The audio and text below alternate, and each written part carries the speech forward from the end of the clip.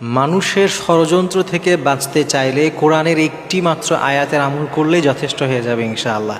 দেখবেন আমরা অনেক সময় দুর্বল থাকি, অনেক শক্তিশালী আমার আত্মীয় হোক, প্রতিবেশী হোক, অনেক সময় হিংসার মাধ্যমে হোক, যে কোনো কারণে এই পরিমাণ হিংসা করে, শত্রুতা করে, তার সাথে পেরে ওঠা সম্ভব হয় না। যদি আপনি কখনো এমন পরিস্থিতিতে পড়ে যান, আপনি কোরআনের মাত্র একটি আয়াতের আমল করলে আল্লাহ তাআলা আপনাকে ওই হিংসুকের হিংসা থেকে, শত্রুতা থেকে রক্ষা করবেন ইনশাআল্লাহ তাআলা। এই আয়াতটি সূরা বাকারার মধ্যে এসেছে। হযরত মূসা আলাইহিস সালাতু ওয়াস সালাম, তার শানে এই আয়াতটি ছিল। পরবর্তীতে আল্লাহ তাআলা কোরআনে এই আয়াতটি সংযোজন করেছেন।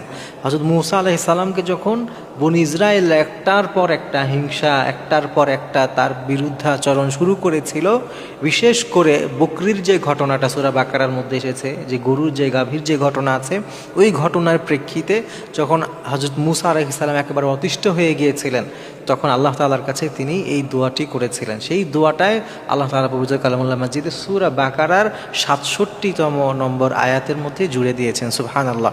এজন্য এই সূরা বাকারার ৬৭ নম্বর আয়াত, এইটা আমরা বেশি বেশি করব যখন আমরা কোনো বড় বিপদে পড়ে যাই। অনেক সময় হয় যে আপনি নিজে একেবারে ঠিকঠাক মতো থাকার চেষ্টা করেন, কারোর সাথে আপনার কোনো ঝামেলা নাই, কোনো ঝগড়া নাই, আপনি আপনার মতো করে আপনি জীবনযাপন করতে চান, কিন্তু এর পরেও অনেক সময় দেখবেন কেউ না কেউ আপনার সাথে হিংসা করছে।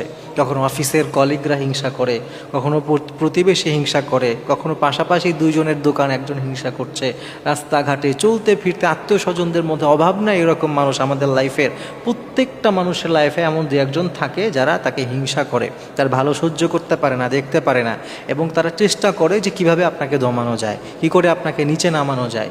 এই ধরনের হিংসার মধ্যে যখন আপনি পড়ে যাবেন, তখন সূরা বাকারার ৬৭ নম্বর যে আয়াত আল্লাহ তাআলা দিয়েছেন, এই আয়াতটা আপনি পাঠ করবেন, আউযু বিল্লাহি আন আকুনা মিনাল জাহিলিন।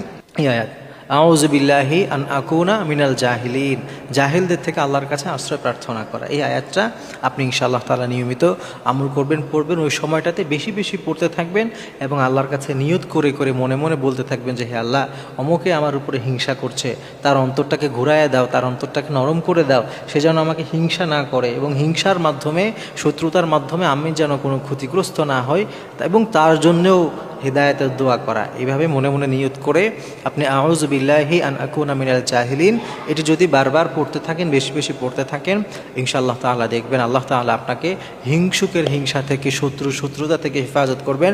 ওই শত্রু যতই বড় পাওয়ারফুল হোক না কেন, আপনার কোনো ক্ষতি করতে পারবে না ইনশাআল্লাহ।